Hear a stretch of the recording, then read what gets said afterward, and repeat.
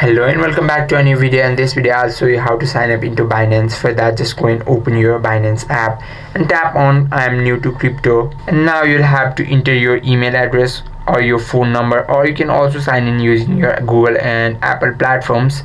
Just choose your Google account if you're using your Google or Gmail to sign up, and then it will ask you to give them access about your name, profile picture and email address, and simply tap on continue button. Now tap on continue button after reading their terms and conditions, and tap on next button, and that is how you can sign up into your Binance. Now you'll need to enter your residence country name, and then give them your document, your passport or ID card, and simply tap on continue button.